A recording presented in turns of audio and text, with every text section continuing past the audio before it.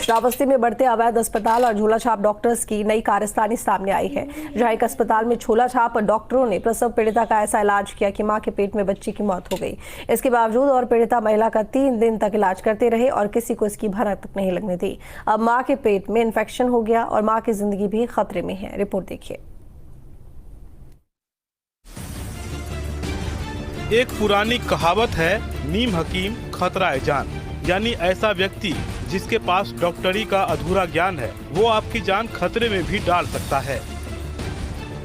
ऐसा ही मामला श्रावस्ती जिले से सामने आया है, जहां झोला छाप डॉक्टर्स ने न सिर्फ मां के पेट में पल रहे मासूम की जिंदगी ले ली, बल्कि मां की जान को भी संकट में डाल दिया।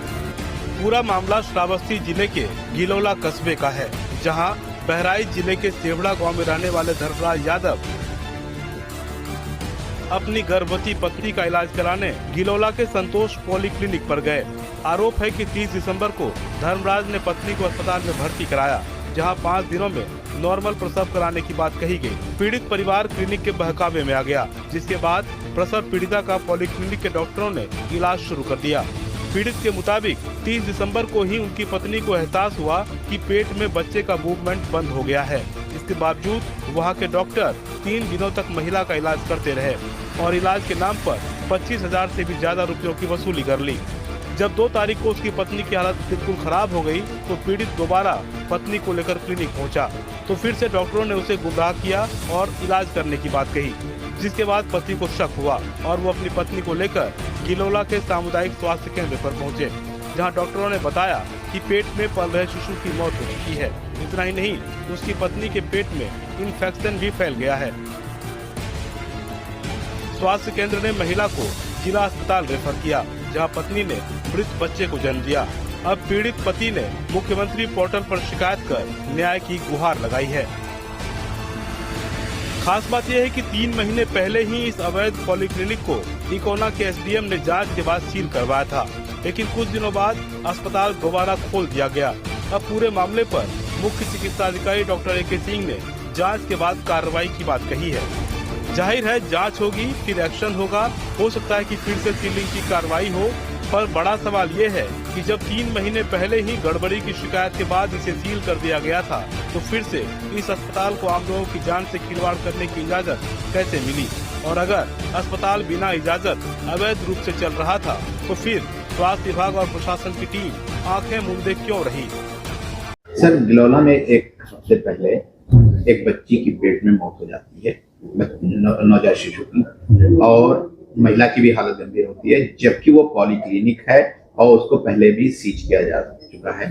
तो आखिर पॉलीक्लिनिक में के केसेस कैसे हो रहे हैं और इस तरीके की जो वारदात हुई है, जो बच्ची की मौत हुई है नवजात शिशु की, उस पर आपके द्वारा क्या कार्रवाई की जाएगी? इसकी जांच कराई जा रही है और दोषी के विरुद्ध कार्रवाई की जाएगी। तो सर, जो मतलब हॉस्पिटल बंद किया गया था, सीज किया गया था, उसको फिर रीओपन क्यों किया गया? क्या कारण था उसका? मेरे संज्ञान में तो नहीं है, लेकिन ओपन इसीलिए हुआ होगा कि उसने अपना पेपर प्रस्तुत किया होगा।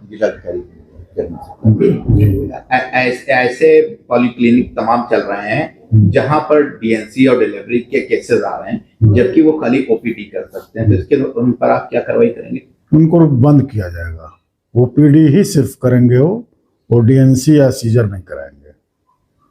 उसकी मौत का जिम्मेदार कौन होगा? जिम्मेदार तो जिसने किया है वही है, उसके खिलाफ लिखित में कार्रवाई की जाएगी। आगे जो भी मतलब न्याय दिलाने की भरपूर कोशिश की। सर, मेरा नाम धर्मेंद्र यादव है, मैं ग्राम सभा सेवड़ा से रहता हूँ। मेरी पत्नी को डिलीवरी वाला केस था, मामला था, और वहाँ से लेकर हम गिलौला लेकर आए संतोष पॉलीक्लिनिक में, और उन्होंने पूरा जिम्मेदारी लिया कि हम आपका डिलीवरी नॉर्मल करवा देंगे। उसके बाद दवाई पानी किया। 30 तारीख को लेकर आए थे हम और देखा भाला। उसके बाद में एक दिन लेकर आए, दवाई किए, कोई बात नहीं। दूसरे दिन फिर लेकर आए, परेशानी प्रतिदिन बढ़ती गई और 2 दिन 3 दिन लेकर आए हम। उसके बाद में पता लगा कि बच्चा खत्म हो गया। लेकर आए तभी उन्होंने नहीं बताया कि बच्चा आपका खत्म हो गया है। प्रतिदिन वो यही बताते थे कि हम आपका नॉर्मल डिलीवरी करा देंगे, उसकी जिम्मेदारी पूरी हमारी है। उसके बाद में जब हमको कोई वो नहीं मिला, राहत नहीं मिला। उसके बाद हम जिला अस्पताल में दिखाएं, यहाँ गिलौला दिखाएं अस्पताल में, तो पता चला कि बच्चा खत्म हो गया है। उसके बाद में रेफर कर दिया गया भिनगा जिला अस्पताल में, तो वहाँ मरी हुई बच्ची पैदा हुई।